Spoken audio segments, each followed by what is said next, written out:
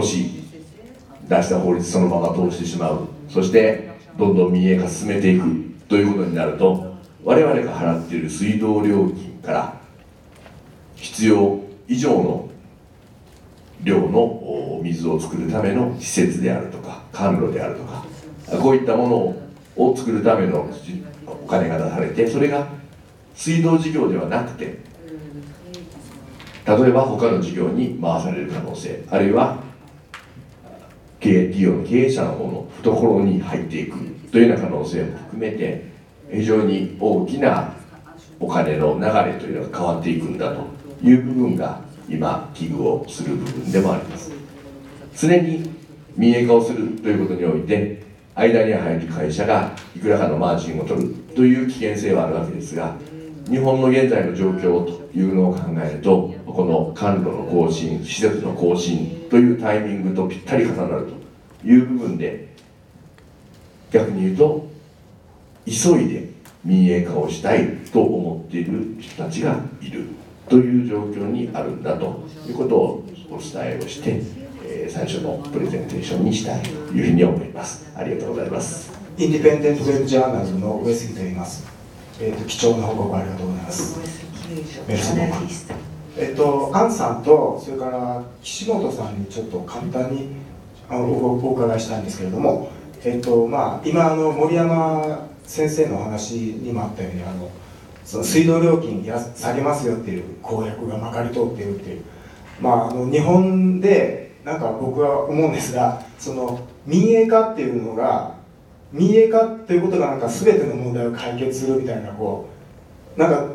すごく思考停止に持っていく言葉としてずっとなんかあるなと思ってまして、だからそのですね、フランスとか、あと岸本さん、そのヨーロッパのいろんなところを見ておられて、その普通の人がですね、市民レベルでそういった民営化ということを言われた時に、日本みたいになんか全然ほぼ議論がない状態でなんか飲み込まれてしまうみたいな空気があるのか、それとも違うのかみたいなことをちょっと興味があって、はい、お伺いします。Alors en France, je réponds un petit peu en France, puis Satoko pourra peut-être dire plus pour de manière générale. En France, on est un pays un peu contestataire et en plus un pays qui est attaché, on va dire, à l'idée de service public, avec encore une fonction publique importante. Bon. Donc il y a à la fois malheureusement cette idée générale aussi que le privé fait mieux,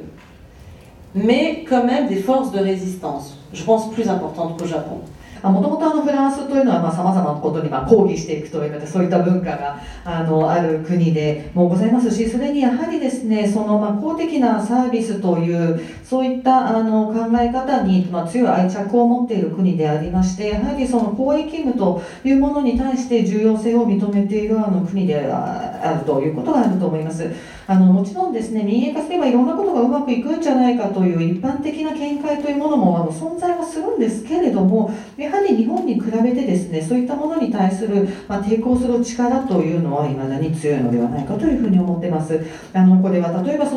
まざまなサービスの利用者からでもあったり、研究者また経済学者の方からもですね、そういった安易な民営化に反対するような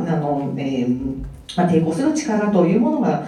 またそして政治家の中にも、そういうふうに考えている人たちが多いということもあります。はい、おっしゃることすごいよくわかります。私も日本人で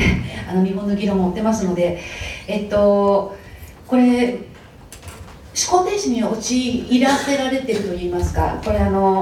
PPP だとかコンセッションだとか民営化が全てのドリーミーな解決であるというのは、これマーケティングの戦略ですので、基本的に新自由主義が、最後のプロジェクトを完成させるために非常にうまく使われているツールでありまして、とても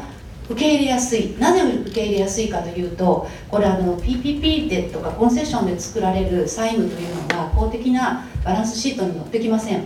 ですからこの借金であるにもかかわらず公的な借金として浮かび上がってこないために非常に魅力的な、特に自治体だとか政府にとって魅力的な方法になってます。でこの問題を語っていくときにただ単に公だからうまくいくっていうことではなくて、これはもう自動的に得られる公だからで得られる結果ではなくて、一生懸命みんながやって初めて得られることですので、このオデパリのことも非常にたくさんのコミットメントがあってできたことですので、そういった議論を日本でも決して全ての解決策どころか問題になってしまう可能性が非常に高い政策であるということをきちんと言っていかなきゃいけないと思います。